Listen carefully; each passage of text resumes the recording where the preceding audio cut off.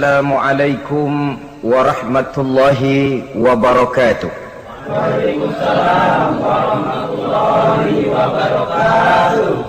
Bismillahi walhamdulillah, wassalatu wassalamu ala sayyidina rasulillah, sayyidina wa maulana Muhammad ibn Abdullah wa ala alihi wa sahbihi wa mawalah.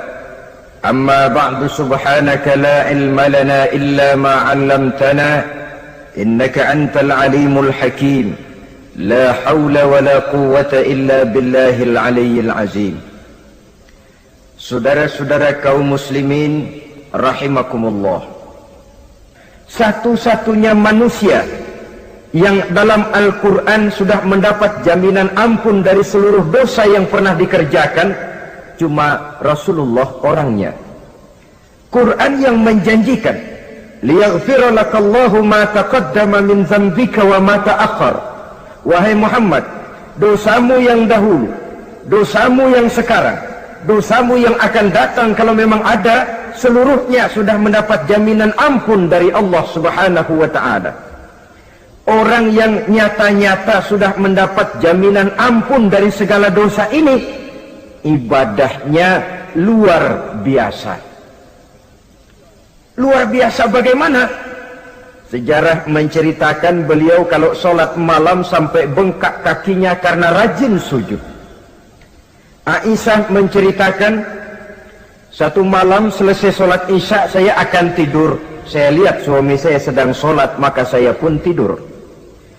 Tengah malam saya terbangun dari tidur, saya lihat suami saya masih sholat juga. Saya tidur lagi. Menjelang sepertiga malam yang akhir saya bangun, saya lihat masih sholat juga. Saya hampiri beliau. Saya tanya setelah sholatnya usai, "Bang," kata Aisyah, "ada apa yang?" Kata baginda Rasul. Sebab beliau itu, jangan senyum kalau saya katakan yang di sini. Sebab beliau itu pandai sekali menyenangi hati istrinya. Panggilan kelihatannya sepele, tapi bisa menghidupkan keharmonisan dalam rumah tangga. Beliau apabila memanggil Siti Aisyah dengan kalimat Humaira, "Ya Humaira," wahai yang pipinya kemerah-merahan. Cantik sekali panggilannya untuk istrinya. Kita kadang-kadang terlalu jujur tapi nyakitin. Mentang-mentang bini hitam kalau manggil bini hitam, sini lo. Jujur tapi nyakiti itu. Hadirin yang saya muliakan, baginda menjawab, "Ada apa ya? Abang ini kan dosanya sudah mendapat jaminan ampun dari Allah." "Iya, lalu gimana?" "Wah ya, kalau ibadah jangan terlalu gitu-gitu benar, kenapa sih? Orang sudah dapat jaminan ampun itu kan mestinya tenang, aman. Ini malah seolah-olah beliau orang yang paling banyak mempunyai dosa. Tidak puas melaksanakan hanya sholat yang wajib ditambah dengan yang sunnah-sunnah. Tidak usah gitu-gitu bener lah bang, sudah dapat jaminan ampun ini." Terhadap usul istrinya ini, apa jawab beliau? Sederhana tapi melambangkan sikap jiwa yang luhur. Beliau menjawab, "Aisyah, afala uhibbu an akuna abdan syakura." Yang apa saya tidak senang kalau saya ini oleh Allah mendapat gelar abdan syakura, hamba yang pandai bersyukur, hamba yang tahu berterima kasih. Makin diampuni, makin banyak sujud saya. Makin diampuni, makin banyak ibadah saya kepada Allah. Inilah prinsipnya. Saudara-saudara, oleh karena ibadahnya demikian rupa, Allah lalu dekat. Oleh karena Allah dekat, perjuangan beliau itu, walaupun Quraisy melakukan segala macam cara dan usaha, mengeluarkan segala daya dan dana, kemampuan dan kekuasaan, tidak pernah berhasil mematahkan, walaupun berhasil menekan perjuangan baginda Rasulullah sallallahu alaihi wasallam. Coba kalau kita buka sejarah, beliau itu kan mulai berjuang sendiri, yang dihadapi masyarakat yang keras, kasar, brutal.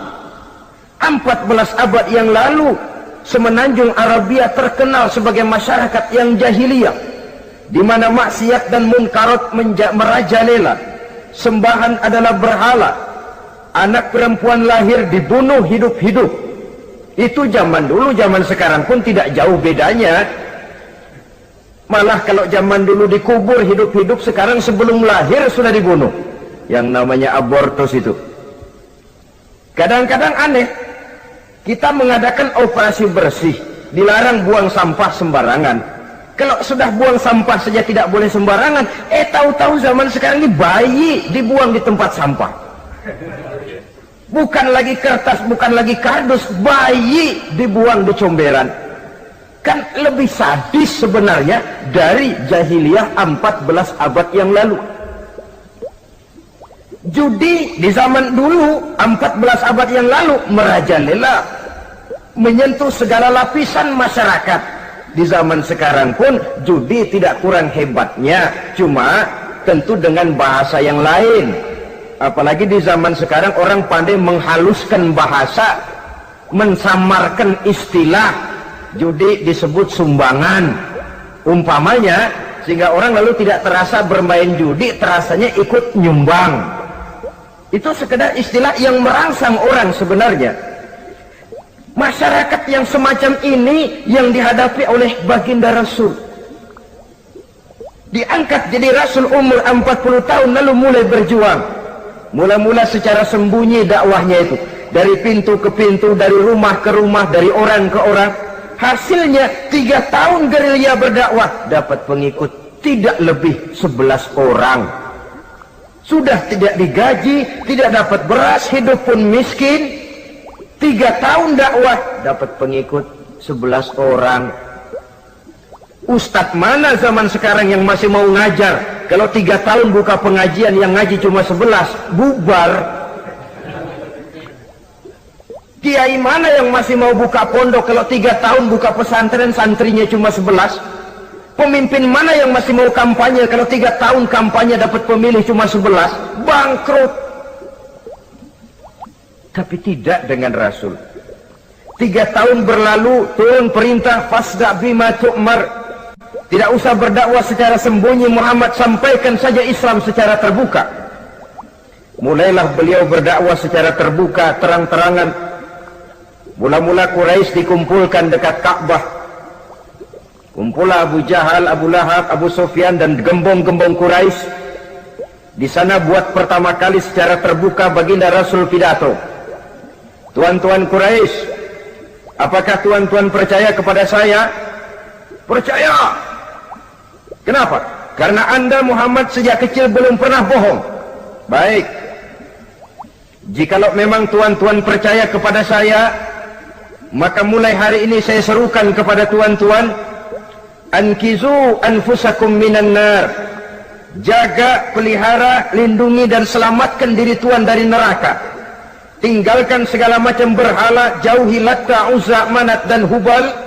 Sembah Allah Tuhan yang Esa, yang lam yalid walam yulad, yang tidak beranak dan tidak diperanakan.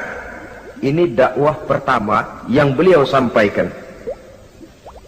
Selesai beliau pidato, Abu Lahab interupsi, angkat tangan. Muhammad, ada apa paman?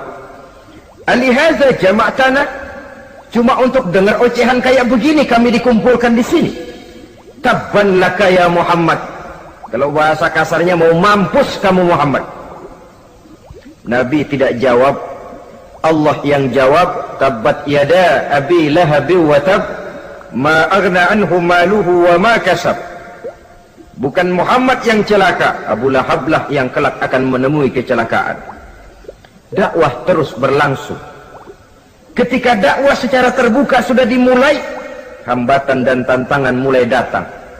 Sejak dari teror mental sampai kepada teror fisik. Dan puncaknya terjadi pada saat beliau berumur 53 tahun, di mana Quraisy mengadakan rapat di satu rumah yang disebut Darul Arqam. Kumpulah di situ dedengkot Quraisy. Siapa lagi kalau bukan Abu Jahal, Abu Lahab? Mereka rapat. rapat pleno lengkap. Setelah rapat dibuka, kata Abu Lahab kepada Abu Jahal, "Jahal, bagaimana ini Muhammad?" "Iya, bagaimana? Apalagi yang belum kita lakukan," kata Abu Jahal. "Kita fitnah sudah, kita caci maki tiap hari, kita lontari kotoran onta, sahabat-sahabatnya kita bantai, tapi mereka tetap tegar." "Iya," kata Abu Jahal, "dan sekarang ini sahabatnya sebagian berangsur-angsur sudah hijrah ke Madinah. Ini pertanda Islam akan berkembang di kota Madinah. Kalau nanti dia berhasil di Madinah lalu menyerbu ke Mekah, alamat habis kita gulung tikar."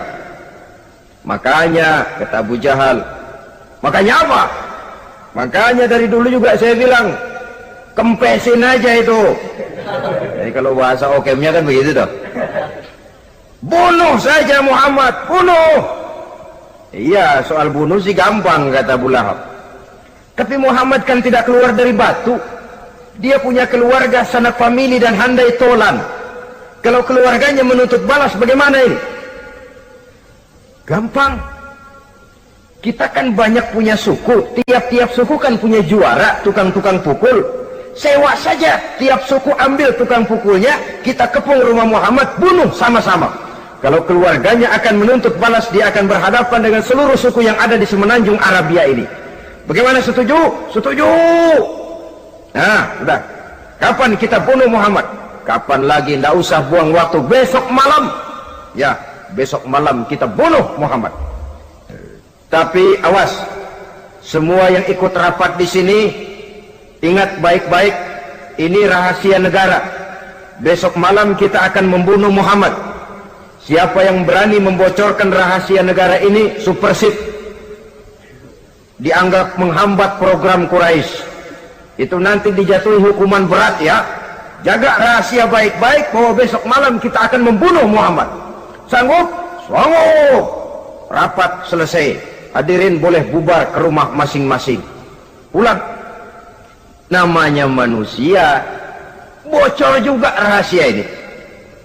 Begitu pulang, cerita sama istrinya, "Bu, anu loh Bu." "Apa Pak?" "Saya tadi ikut rapat." "Rapat apa tuh Pak?" "Besok malam akan ada pembunuhan." "Pembunuhan?" "Pembunuhan."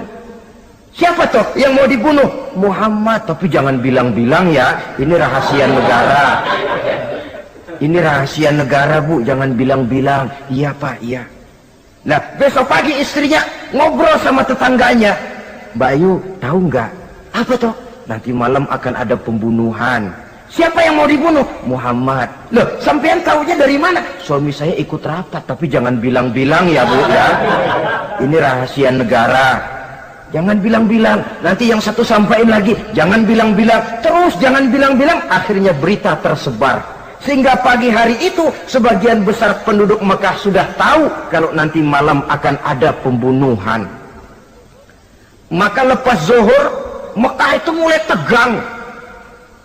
Yang simpati, "Aduh kasihan Muhammad, nanti malam akan dibunuh." Yang tidak senang, "Mampus, biar dia rasain, ntar malam." Saudara-saudara, begitu maghrib berbunyi sudah, udara mulai gelap, penduduk Mekah sudah kunci pintu seperti ada jam malam. Sepi, sesepi-sepinya. Tutup pintu, kunci, bukan tidur, ngintip dari dalam. Lepas jam 8 malam, makin tegang. Masing-masing penduduk ngintip dari pintunya. Sudah berangkat belum orang yang mau bunuh Muhammad? Sudah berangkat belum? Kira-kira jam 9 ini, tukang-tukang pukul lewat mau ngepung rumah Muhammad untuk membunuh beliau. Begitu masuk Mekah, penduduk sudah kunci pintu, tapi mereka tahu kalau semua ngintip. Wah, makin hebat ini yang pemuka Quraisy ini, tukang-tukang pukul ini. Jalannya dibuat gagah-gagah, barisnya dibuat hebat-hebat. Itu injekan tanahnya dalam baris dibuat kenceng-kenceng, brok, brok, brok, brok, kayak serdadu baris. Lewat dekat rumah penduduk pakai batuk lagi. Yang dari dalam ngintip makin ciut. Wah, ini dia yang mau bunuh Muhammad ini. Sampai di rumah Nabi, dikepung rumah Nabi, di pagar betis. Malam itu di dalam rumah cuma Nabi, Abu Bakar dan Ali bin Abi Thalib. Nabi tahu rumahnya dikepung. Lewat tengah malam beliau berkata, Abu Bakar, saya ya Rasul, mari kita berangkat hijrah. Baik ya Rasul. Ali, saya ya Rasul, kamu gantikan saya ya. Gantikan apa ya Rasul? Gantikan tidur di tempat tidur saya. Baik ya Rasul. Masya Allah, sekali menggantikan mati. Tidur di tempat tidur Rasul pada malam rumahnya dikepung, resikonya kan mati. Menggantikan mati. Lah kalau menggantikan lurah lumayan. Menggantikan mati. Dan Ali tahu persis resikonya. Dan beliau waktu itu masih muda dan beliau tidak nawar. Baik ya Rasul, saya akan tidur di sini, berangkatlah Tuan. Berangkat Rasul. Ketika keluar dari pintu belakang rumah dikepung rapat, terjadilah keajaiban yang Allah ceritakan. Wa ja'alna min baini aydihim sadda wa min khalfihim sadda fa aghshaynahum fahum la yubsirun.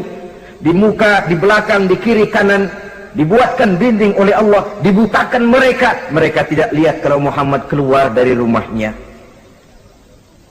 Siaga penuh, apel, mata melotot, Nabi lewat nggak kelihatan. Sampai Nabi kemudian menuju Gua Thur, 3 malam 2 hari di sana. Dari sana perjalanan dilanjutkan ke Madinah Al-Munawwarah. Allahu Akbar. Mengarungi gurun pasir yang gersang dan tandus, yang terbentang antara Mekah dan Madinah. Meninggalkan kampung halaman tempat di mana dilahirkan dan dibesarkan. Keluarga yang berbeda akidah terpaksa berpisah. Kok kuat? Kok bisa? Kok sanggup? Di mana rahasia kekuatannya? Beliau punya sandaran vertikal, ibadahnya kepada Allah. Dengan bahasa kita sekarang, beliau punya backing. Backingnya tidak kepalang tanggung, yang serba maha. Maka saya mengajak kepada seluruh kaum muslimin, di zaman sekarang kan orang lagi main backingan, ya. Nah, siapa yang punya backing punya jalu. Saya cuma mengajak, kalau mau cari backing jangan kepalang tanggung, carilah backing yang serba maha. Maha gagah, maha tahu, maha adil, maha bijaksana, maha segala-galanya. Dan dialah Allah Subhanahu wa ta'ala. Saudara punya backing kolonel, tanggung. Nanti dia pensiun habis. Yang kolonel saja tanggung, apalagi yang kopral. Kalau mau cari backing, carilah backing yang serba maha, Allah Azza wa Jalla. Caranya tentu dekat kepadanya. Untuk dekat kepadanya melalui jalur yang sudah diatur olehnya, melalui Rasulullah Sallallahu Alaihi Wasallam, yaitu solat, ibadah. Makin tinggi nilai ibadah, makin dekat kita dengannya. Makin dekat dengannya, makin banyak fasilitas yang akan diberikan untuk kita. Saudara pegawai negeri ingin cepat naik golongan, itu caranya 2. Pertama, jam kantor disiplin. Jam 7 masuk, jam 3 pulang. Kalau belum jam pulang, jangan pulang. Yang kedua, tambahan, di luar jam kantor sering-sering datang ke rumah kepala bagian. Apa malam minggu, apa hari minggu, apa bawa jeruk, apa pisang Ambon, kan begitu toh. Ini nanti kan kepala bagian kan nilai, karyawan saya yang satu ini jam kantornya disiplin, tambahan dia sering datang hari minggu di luar jam kantor bawa jeruk lagi. Ini mestinya belum naik, lah gua naikin dulu ke atas. Naik, saudara-saudara. Yang saya maksud apa? Itu zuhur, asar, maghrib, isya, subuh, jam kerja resmi itu, jam kantor. Lah, ada kunjungan di luar jam kantor, yang namanya tahajud, yang namanya hajat, yang namanya duha. Nanti kan Allah lihat, ini hambaku yang satu ini jam kantornya betul, zuhur, asar, maghrib, isya, subuhnya tepat. Tambahan di luar jam kantor, dia sering menghadap kepadaku. Nah, hambaku ini aku angkat kau maqamam mahmuda, ke satu tempat yang terpuji. Kalau Allah yang ngangkat, satu negara orang mau rendahkan kita, kita akan tetap tinggi. Kalau Allah mau rendahkan, satu negara mau angkat kita, kalau memang dasar mesti nyungsap ke bawah.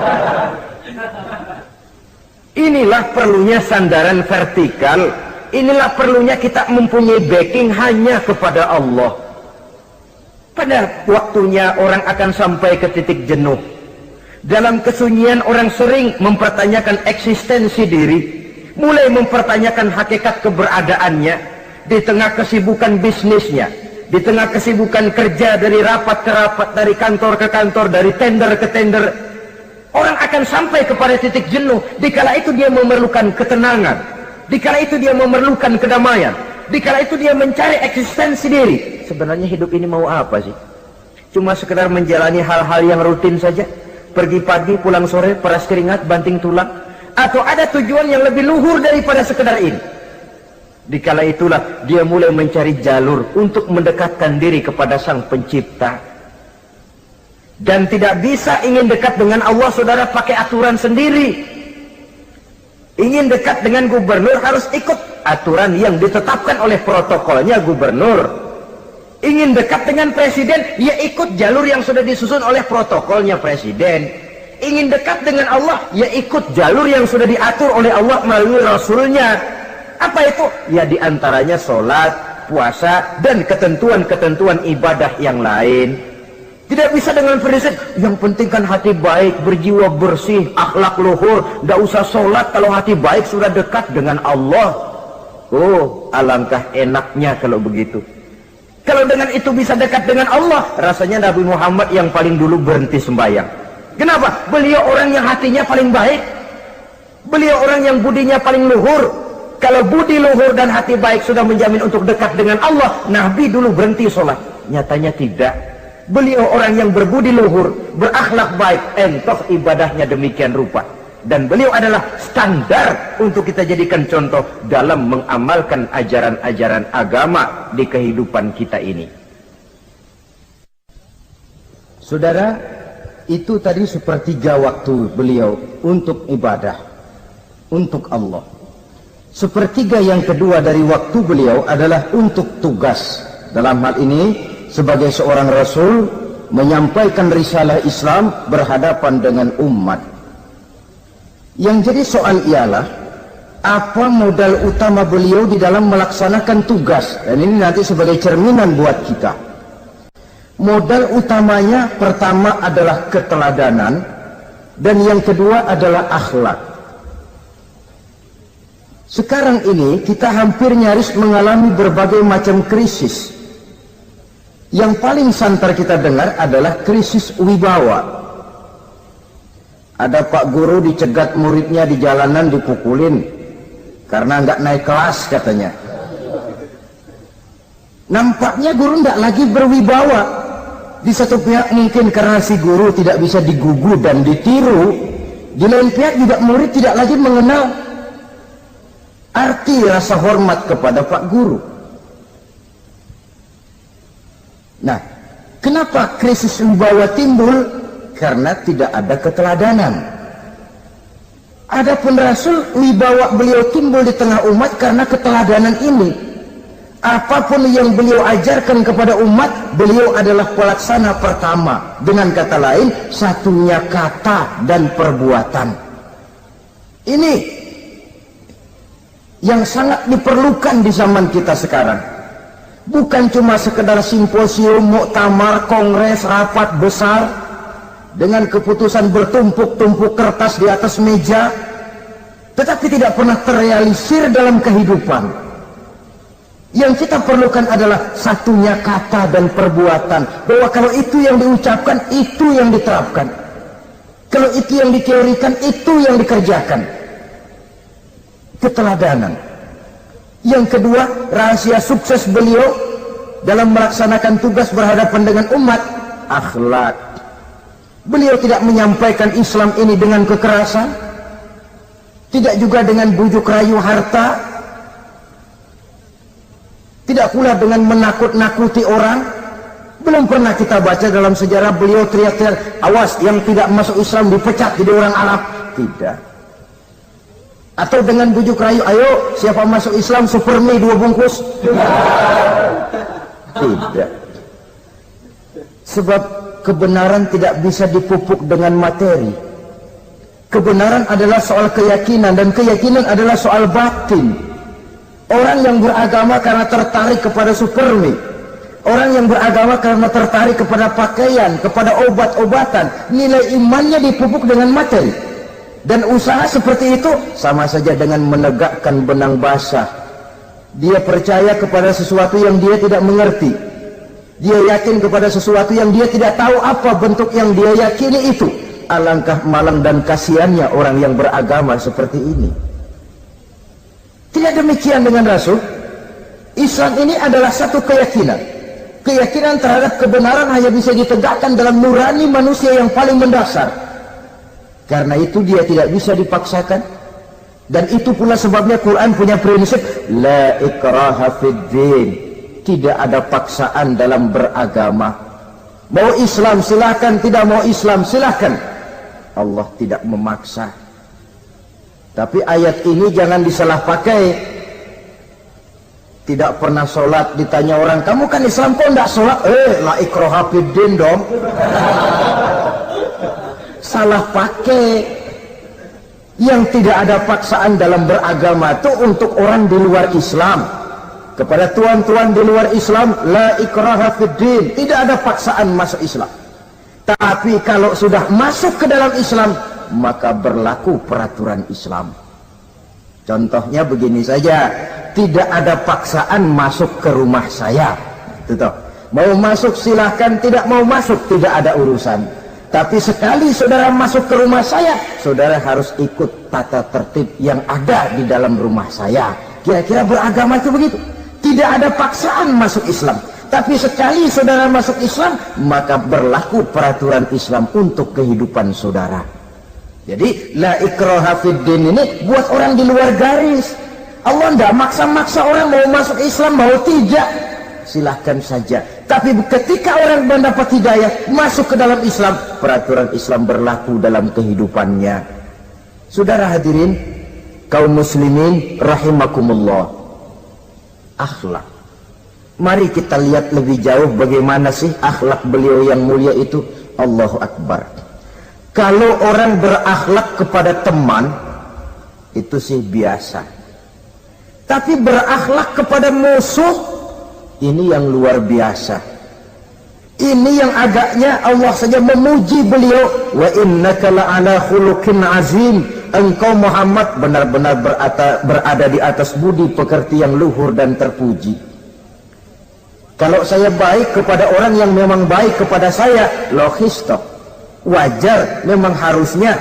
Tapi berbuat baik kepada orang yang jahat terhadap saya, ini yang tidak setiap orang bisa. Nah, sebab itu saya tidak ingin menceritakan akhlak beliau kepada sahabat, namanya juga kepada sahabat. Saya akan kutip beberapa riwayat yang menceritakan bagaimana akhlak beliau kepada orang yang nyata-nyata memusuhinya. Berbagai riwayat menceritakan bagaimana beliau ketika di Taif dilontari orang dengan batu, yang melontari beliau malah mendapat doa, Allahumma hdi qaumi fa innahum la ya'lamun. Ya Allah, berikan hidayah, berikan petunjuk kepada mereka yang melontari saya dengan batu, karena mereka tidak tahu. Kalau saja mereka tahu, mereka tidak akan melontari saya dengan batu. Ya Allah, berikan hidayah kepada mereka.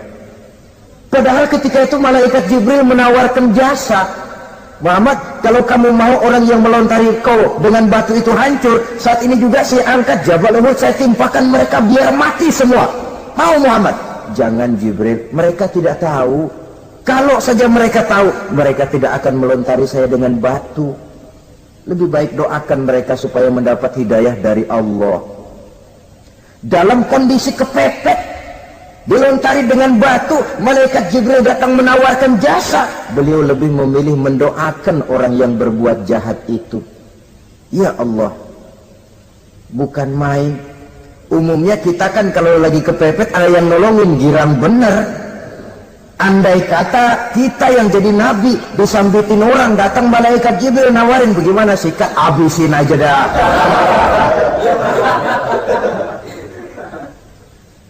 Ini akhlak kepada musuh.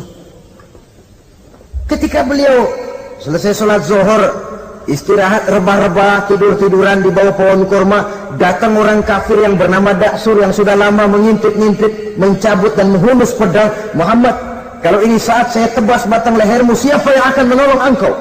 Tidak ada. Yang akan menolong saya Daksur? Iya, Allah yang akan menolong saya. Mendengar Allah, Daksur gemetar, keringat dingin bercucuran, pedang jatuh ke bawah, diambil oleh Rasul pedangnya, dibalikkan ke leher Daksur. Kalau sekarang saya yang tebas batang lehermu Daksur, siapa yang akan menolong kamu?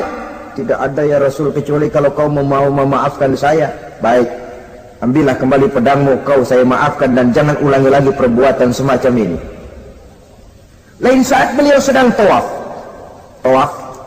diikuti oleh seorang Quraisy kafir. Sambil tawaf, ini kafir Quraisy sudah bawa pisau. Dia pikir, nanti di satu sudut yang agak gelap saya tikam Muhammad dari belakang, saya bunuh dia. Jadi kafir ini pura-pura ikut tawaf. Jahatnya orang kafir itu kan begitu, tawaf ya ikut pura-pura tawaf, ada kesempatan sikat dari belakang. Putaran pertama belum ada kesempatan, putaran kedua makin tegang. Pokoknya begitu tempat agak gelap, cabut pisau, hantam saja sudah Muhammad, biar mati sekali di sini. Dan Nabi tahu, oh ini asisten pribadi malaikat Jibril, masih tahu toh. Jadi malaikat Jibril memberitahu, awas Muhammad, itu di belakangmu orang cuma pura-pura tawaf, dia bawa pisau mau bunuh kamu, hati-hati Muhammad, Roger ganti gitu.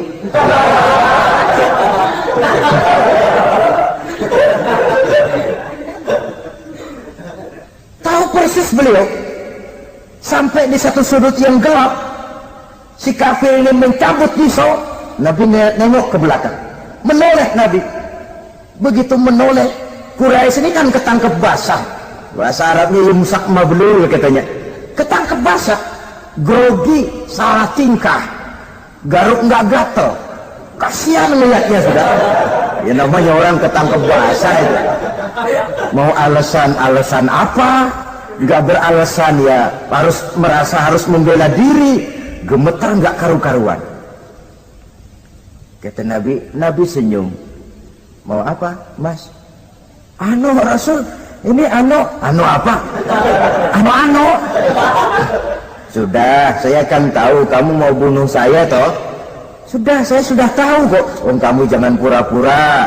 Kamu kan mau bunuh saya kan? Terus terang saja. Iya Rasul, iya.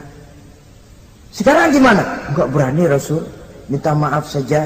Ya kalau sudah kamu minta maaf begitu, sudah kamu pulang sana, jangan diulangi lagi ya.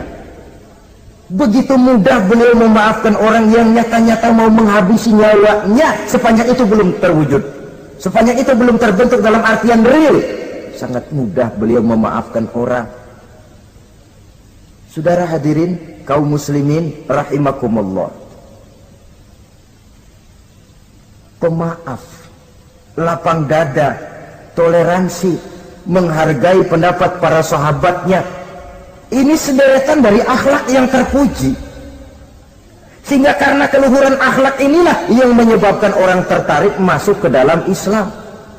Beliau berprinsip apa? Basiru wala tunaffiru, yasiru wala tu'asiru. Gembirakan orang, jangan ditakut-takuti. Mudahkan persoalan orang, jangan dibikin sulit. Ini kan satu prinsip yang sangat baik dalam melaksanakan dakwah, dalam menyampaikan misi. Apapun tugas kita di masyarakat, sebagai pegawai pemerintahan, pejabat negara, pedagang, pengusaha, seniman, ustadz, mubaligh, kiai, ulama, dalam berbagai profesi, modal utama untuk sukses adalah akhlak. Sebab hati kita yang tahu cuma Allah. Orang lihat penampilan kita, orang lihat muka kita. Sebab itu Nabi katakan, innakum la tasa'una nasa bi amwalikum walakin yasa'uhum minhum bastul wajhi wa husnul khuluqi. Kamu tidak akan bisa menarik simpati orang banyak dengan hartamu, tapi bisa kau tarik simpati orang banyak dengan akhlak yang baik dan muka yang senyum, muka yang enak dilihat. Orang kadang sering bilang, dia mah biar mukanya begitu hatinya baik. Iya, soal hati kita nggak tahu. Yang kita lihat pertama muka. Bagaimana gue mau ikut dia, mukanya kayak batu kuburan. Kesan serem pertama itu kan sudah ada. Walaupun kadang-kadang hati memang baik, tapi hati itu kan urusan Allah. Yang kita lihat pertama muka. Ini barangkali nanti termasuk teori dalam psychology of salesman ya, bahwa sesuatu yang baik kalau dihidangkan dengan cara yang tidak baik, orang tidak akan tertarik. Lihat saja, orang sekarang ini kan entah makin lajunya dunia bisnis kita, masuk ke rumah-rumah kita cuma menawarkan air jahe, menawarkan sasa, menawarkan kecap bango, menawarkan barang-barang yang kelihatannya remeh. Ini kan termasuk psychology of salesman. Yang datang ya biasanya perempuan, wajahnya ya lumayan, paling kurang sedikit di atas 6 lah begitu.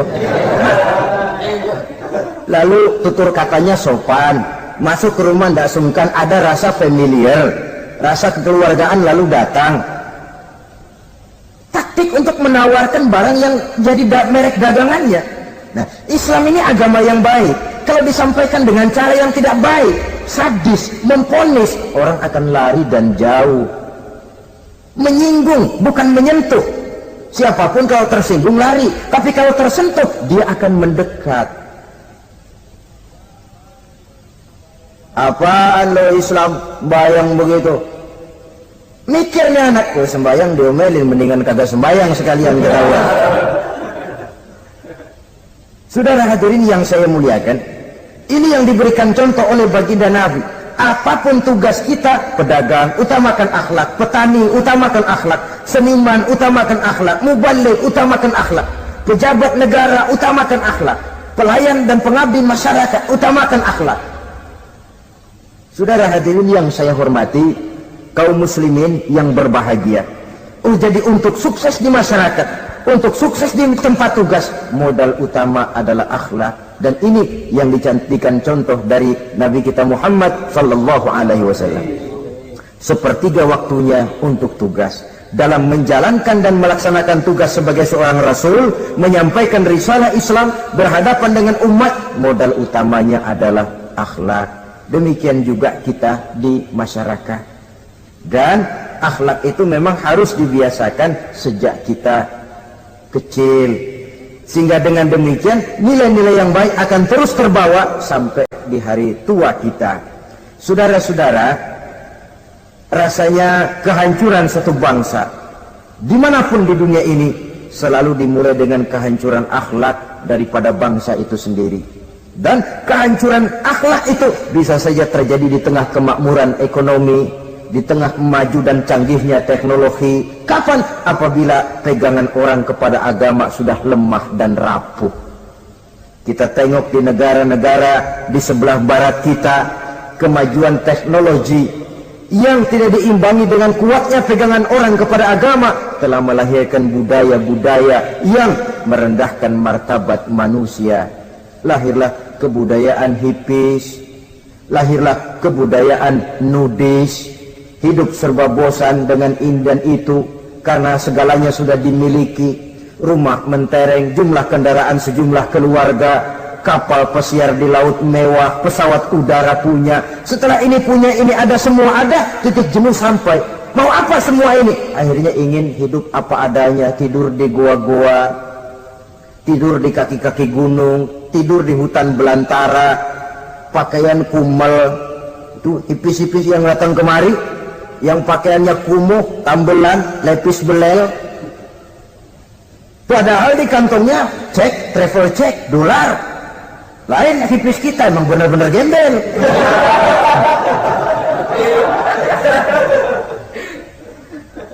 Merasa jenuh, merasa bosan. Bahkan sebuah berita dari Jerman, orang terlalu kaya, pulau dibeli. Di pulau itu dia bikin satu klub yang bernama klub nudis. Setiap anggotanya boleh masuk ke pulau itu dengan catatan tidak boleh pakai pakaian selembar pun, alias bugil, telanjang bulat. Sudah telanjang bulat itu. Dan di sana berlakulah apa yang disebut serba boleh. Jadi kalau di sana kesana saudara bawa istri masuk anggota, ya silahkan saja, istilah tukar pakai, simpan pinjam bisa-bisa saja, asal suka sama suka. Asal perbuatan yang dianggap tidak merugikan orang lain, suka sama suka, sudah tidak bisa dituntut oleh norma yang berlaku. Ya. Itulah sebabnya kita sering prihatin bahwa kemajuan sering membawa pergeseran nilai. Apabila kita tidak bisa menghindarkan diri dari proses pergeseran nilai, setidaknya kan kita bisa menjaga diri jangan sampai hanyut oleh nilai-nilai yang negatif. Akhlak, baik sebagai muslim, baik sebagai bangsa Indonesia yang berkepribadian luhur, itu merupakan cerminan kita. Saya prihatin, belum lama diselenggarakan kontes bibir terindah. Kontes bibir terindah itu kira-kira apa manfaatnya? Apa yang jadi ukuran? Dan bukankah bibir karunia Tuhan? Ya kalau yang bibirnya mungil bisa ikut kontes lah, kalau yang jebleh gitu.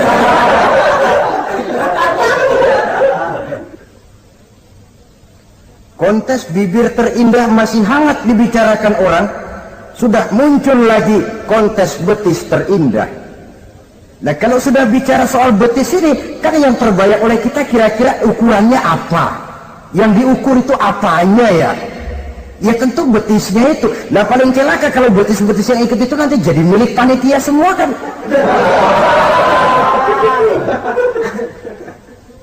Yang tidak usah kita mengukur dengan kacamata agama, dengan budaya kita sebagai bangsa Indonesia yang berfalsafahkan Pancasila, rasanya mendengarnya saja kok sudah tidak sah gitu loh. Tidak pas untuk ukuran kita sebagai bangsa yang berfalsafahkan Pancasila. Saudara-saudara kaum muslimin rahimakumullah, ini yang saya maksud tadi, proses pergeseran nilai.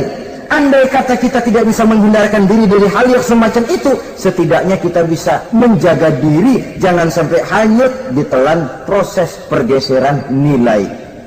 Dan memelihara nilai-nilai akhlak ini dari hari ke hari memang tidak semakin ringan, bahkan akan semakin berat, karena tantangan yang kita hadapi juga akan semakin berat. Inilah sepertiga yang kedua dari waktu beliau untuk melaksanakan tugas. Jadi modal utama dalam melaksanakan tugas akhlak. Di antara nilai akhlak itu prinsip Nabi tadi, gembirakan orang, jangan ditakut-takuti, mudahkan urusan orang, jangan dibikin sulit. Sehingga kalau yang memang mudah lalu dipersulit, itu sudah mencerminkan akhlak yang tidak diajarkan oleh Rasulullah Sallallahu Alaihi Wasallam. Kemudian yang terakhir, sepertiga yang ketiga dari waktu beliau adalah untuk keluarga. Jadi tadi ada waktu untuk Allah, ibadah, ada waktu untuk tugas, dan yang ketiga ada waktu untuk keluarga. Bagaimana Rasul di tengah keluarganya? Anas bin Malik bercerita, saya 11 tahun membantu di rumah tangga Rasul. 11 tahun itu kan artinya 11 kali 360 hari kali 24 jam. Bukan waktu yang sebentar itu. Selama 11 tahun saya membantu di rumah tangga Rasul, kata Anas, belum pernah saya dengar kata-kata kasar, keras, membentak. 11 tahun saya membantu di rumah tangga beliau, belum pernah saya lihat ada piring terbang, ada bakyak melayang. Artinya apa? Cerminan dari ketentraman, keayeman, kedamaian rumah tangga beliau. Padahal rumah tangganya kecil, istrinya lebih dari satu, tapi aman, tentram, rukun. Kita kadang-kadang istri satu seminggu 7 hari, perang 6 hari. Cuma 1 hari gencatan senjata. Sudah hadirin, saudara kaum muslimin rahimakumullah, kalau beliau tidak menyenangi satu masakan, misalnya masakan istrinya, Tidak mencah-mencah, cuma kelihatan dari makannya barangkali tidak begitu banyak. Tapi tidak pernah mencela apapun yang dimasak istrinya.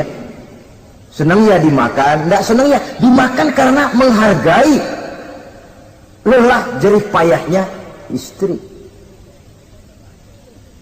Ini kelihatannya sepele, tapi dari sini keharmonisan rumah tangga itu bisa saja timbul. Bukankah seseorang hanya bisa sukses di tempat tugas?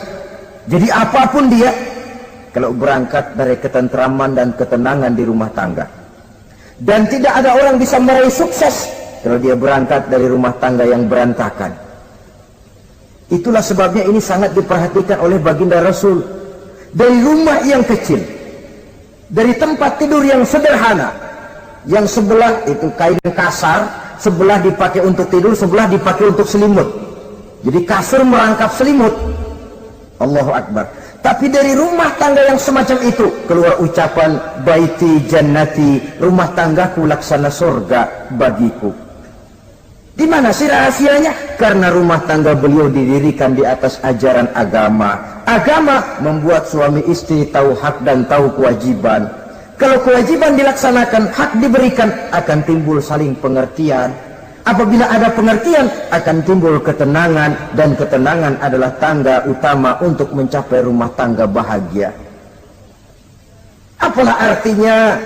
Seperti banyak istilah orang, rumah bertingkat, uang banyak berlipat-lipat, kendaraan serba mengkilat, istri pun cantik memikat, kadang-kadang jumlahnya 4, tapi tiap hari kiamat.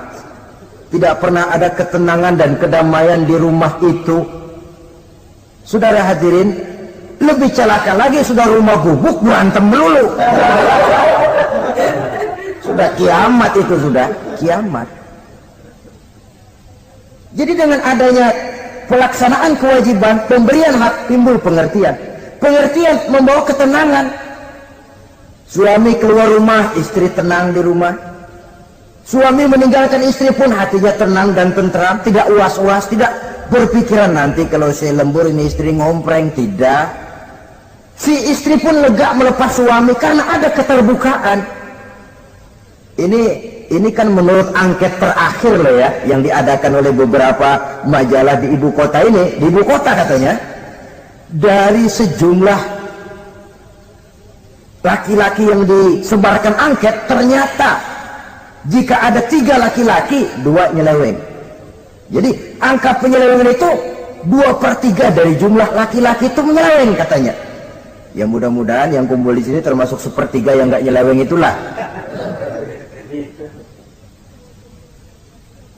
Dan tidak semua bentuk penyelewengan itu karena alasan ekonomi, bukan pula karena alasan ketidaksetiaan istri, tapi merupakan cerminan dari sikap hidup di mana orang jauh dari nilai-nilai agama, sehingga penyelewengan itu dianggap sesuatu yang manusiawi, biasa-biasa saja, bahkan kadang-kadang ikut membentuk status sosial, melahirkan kebanggaan. Innalillahi. Orang kalau sudah bangga nyeleweng bangga, nah, itu kiamat sudah. Sama saja bikin dosa ketawa, waduh, itu malaikat gemes benar. Udah bikin dosa cengengesan, cengir, udah ada rasa nyesel, udah ada rasa takut, udah ada rasa bersalah, biasa gitu. Saudara hadirin yang saya muliakan, ini kan cerminan dari rapuhnya pegangan orang kepada agama. Jadi untuk membina rumah tangga yang bahagia ini, 1/3 dari waktu untuk di tengah keluarga menghidupkan nilai-nilai agama di rumah tangga kita. Oleh karenanya, pada bagian akhir dari pertemuan yang singkat ini, saudara-saudara, saya mengajak, marilah pandai-pandai membagi dan mengatur waktu. Ada waktu untuk Allah, ada waktu untuk tugas, ada waktu untuk keluarga. Syukur kalau ada keseimbangan. Tapi kalau tidak, istilah usul fikih itu tatimul aham minal muhim, mendahulukan yang terpenting dari yang penting. Kalau ada 3 persoalan semuanya penting, tentu di antara 3 ini kan ada yang lebih penting, dan itulah yang dikerjakan lebih dulu. Dan ini tidak berarti bahwa penjatahan waktunya harus sama. untuk ibadah dalam sehari semalam sekian jam, untuk tugas sekian jam, untuk keluarga sekian jam. Tidak bisa kita targetkan begitu. Dan yang dimaksud di sini pun adanya pengaturan. Pengaturan tidak berarti bahwa harus sama waktunya, tidak. Kita melihat kepentingannya. Saudara hadirin, sama saja di zaman sekarang, kalau dengan pembangunan kita ingin menciptakan pemerataan di kalangan rakyat, itu tidak berarti bahwa rakyat Indonesia ini standar ekonomi harus sama semua, seperti yang dicita-citakan komunis. Tidak bisa. Menciptakan pemerataan artinya, kalau yang kaya bisa semakin kaya, kenapa yang miskin tidak bisa naik jadi sedikit kaya? Dan artinya menciptakan kesempatan kepada setiap penduduk Indonesia untuk merubah tahap dan taraf kehidupannya. Demikian juga adanya pengaturan waktu. Bukan berarti untuk Allah sekian jam, keluarga sekian jam, tugas sekian jam. Sebab jam-jam ini sulit kita jatahkan. Kadang-kadang tugas, kadang-kadang keluarga, kadang-kadang ibadah kita sedang gandrung. Yang penting ada keseimbangan dalam cara kita mengatur waktu itu. Nah, saudara-saudara, demikianlah pertemuan dan pembicaraan kita kali ini. Terima kasih atas segala perhatian. Mohon maaf atas segala kekurangan. Usikum wa nafsi bitaqwallah. Wassalamualaikum warahmatullahi wabarakatuh. Waalaikumsalam.